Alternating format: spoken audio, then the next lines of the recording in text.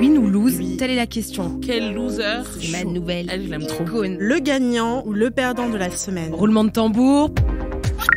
Hello à tous. Alors on commence cette attribution des bonnets d'âne et des lauriers avec un ou une losereuse.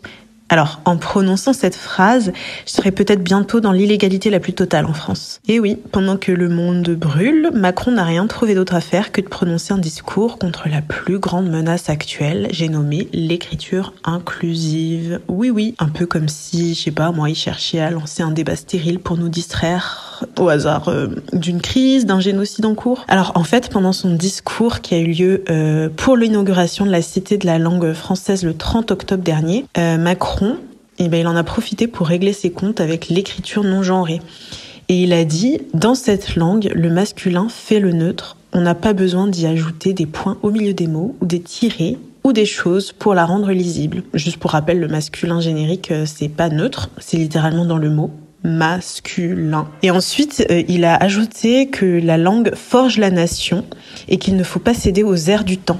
Effectivement, manquerait plus qu'on évolue. Et je trouve ça drôle pour quelqu'un qui utilise des anglicismes à tout bout de champ et vraiment dont le discours lui-même était bourré d'écriture inclusive. Parce qu'il n'a pas arrêté de dire celles et ceux, tous et toutes, chacun, chacune. Donc c'est un petit peu le comble. Et en fait, ce discours-là, il s'est déroulé le jour même du vote par le Sénat qui a interdit l'écriture inclusive.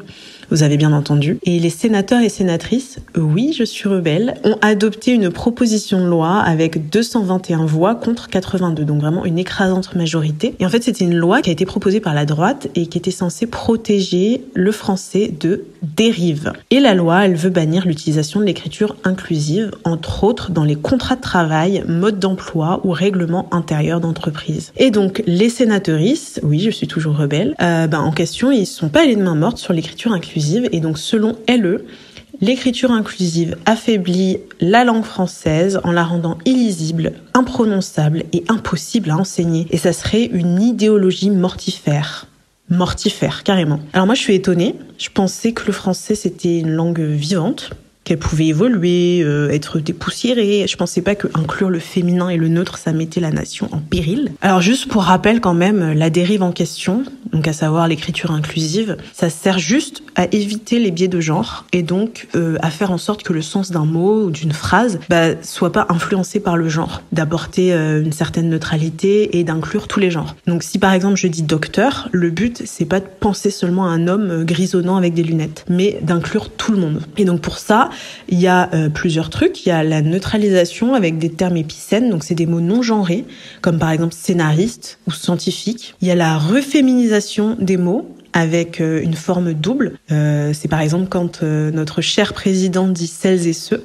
Et il y a aussi une forme à l'écrit avec un point médian, le fameux. Et il y a aussi des contractions de mots, comme par exemple le mot c'est-le pour dire celles et ceux. Moi par exemple, j'utilise les pronoms yel. Donc c'est la contraction de il et elle, parce que je me reconnais pas dans la binarité homme-femme des genres. J'avais pas réalisé que je menaçais l'ordre public. Et l'écriture inclusive, figurez-vous que c'est plutôt efficace puisqu'il y a une nouvelle étude de psycholinguistique qui est sortie fin septembre et qui prouve justement son efficacité sur les biais de genre. Et donc les mots non genrés, ça limiterait les biais et le point médian, ça les supprimerait complètement. Et donc comme c'est efficace, évidemment, Macron veut l'éradiquer. Bref, Mao, est-ce que t'as des nouvelles un petit peu plus réjouissantes pour faire baisser ma tension ?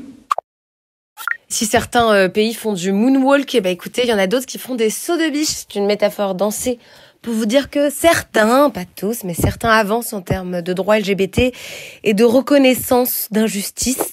Et c'est le cas de l'Autriche, petite surprise pour le pays qui est pas forcément le plus progressiste, mais qui vient de voter dans son budget 33 millions d'euros alloués pour les personnes qui ont été molestées par des lois clairement anti-homosexualité. Alors l'homosexualité, elle a été dépénalisée en 1971, mais malgré cela, plein de lois ont été créées par la suite pour quand même criminaliser les personnes LGBT, particulièrement les hommes gays. Par exemple, la prostitution était interdite pour les hommes gays uniquement. La promotion de la fornication entre personnes de même sexe l'était également. Il y avait une limite d'âge pour les relations sexuelles homosexuelles, fallait avoir plus de 18 ans. quand pour les hétéros et les lesbiennes c'était 14 ans. Il y avait aussi l'interdiction de créer des associations LGBTQIA+. Et je trouve qu'il est important de noter cette reconnaissance de crimes, d'injustice d'État qui matérialise une demande de pardon, en tout cas celui de la première ministre Alma Zadig le 19 octobre dernier, qui fait qu'on n'est plus dans des paroles en l'air, on n'est pas là genre parole, comme disait Dalida, mais dans des actions, dans des actions. Et je pense que ça, c'est à faire dans la vie publique et dans la vie personnelle. Plus d'actions, moins de paroles. Après cette bonne nouvelle, je vais parler d'un petit truc qui m'a rendu triste sur un tout autre sujet, qui est la mort de l'acteur Matthew Perry, iconique pour avoir joué Chandler dans Friends, mais qui était aussi un homme plein de résilience et de courage et qui faisait face à des addictions hyper difficiles. En 1997, il a eu un accident de jet ski. Pour aller mieux, on lui donne un antidouleur qui s'appelle le Vicodin. Et je vous invite à regarder un documentaire qui est sur Netflix qui parle du fait qu'il y a énormément de médicaments qui sont en réalité truffés de drogue, et les entreprises, les industries pharmaceutiques font ça pour vendre plus de cachets qu'il ne le faut, sauf que ça met en péril des vies de gens qui n'ont même jamais pris de drogue dite dure. Matthew Perry, il est pas mort finalement d'une addiction à la coke. Il est mort d'une addiction à un antidouleur qui a fait qu'il en a pris jusqu'à 50 par jour à certains moments. Il a aussi créé plein d'espaces pour parler d'addiction, une fondation à son nom pour aider ceux qui sont en lutte contre cette maladie. Et le jour de sa mort, d'ailleurs, il est pas mort en teufant, ou il est mort d'un arrêt cardiaque dans son jacuzzi, qui a fait qu'il s'est probablement noyé. En tout cas, moi, je voulais remercier cette personne pour tous les rires qu'il m'a offert, qu'il nous a offert, tout le bonheur et l'exemple d'une vie de résilience, et qui n'est ni noire ni blanche, qui est grise.